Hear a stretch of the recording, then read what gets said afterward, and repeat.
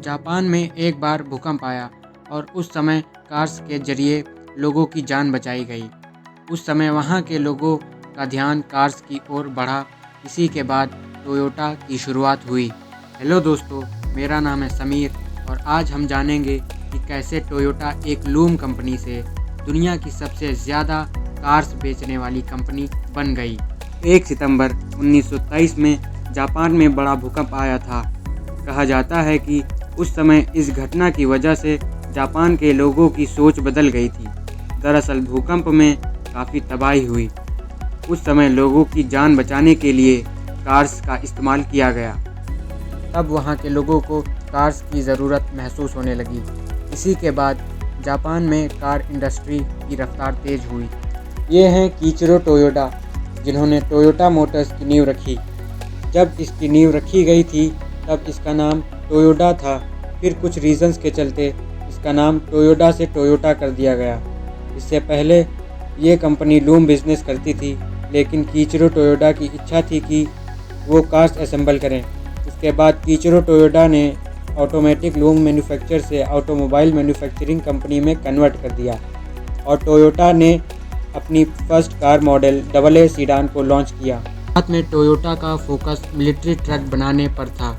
Japan की army ने जमकर इन ट्रकों का इस्तेमाल किया। 1945 में वर्ल्ड वॉर II ख़त्म हुआ। इस इंटरवल ऑफ टाइम में टोयोटा के लिए सबसे ख़राब टाइम था।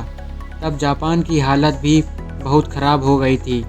उस समय टोयोटा कंपनी बैंकरप्ट हो गई थी। बैंक के साथ डील कर कीचिरो टोयोडा कंपनी को बचाने में कामयाब रहे, लेकिन बैंक की शर्तों की वजह से कंपनी में हड़ताल शुरू हो गई थी।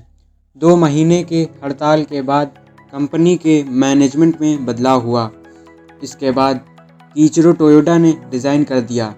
फिर उनके कज़न आईजी टोयोडा ने टोयोटा कंपनी ज्वाइन कर ली और आईजी टोयोडा ने ही टोयोटा को एक अलग ही ऊंचाइयों पर लेके गए। 1951 में टोयोटा ने पहली बार world class Land Cruiser model को पेश किया था। तब वो महीने में एवरेज 500 कार्स मैन्युफैक्चर करते थे। टोयोटा का ध्यान कार्स की क्वालिटी पर ज़्यादा रहता था।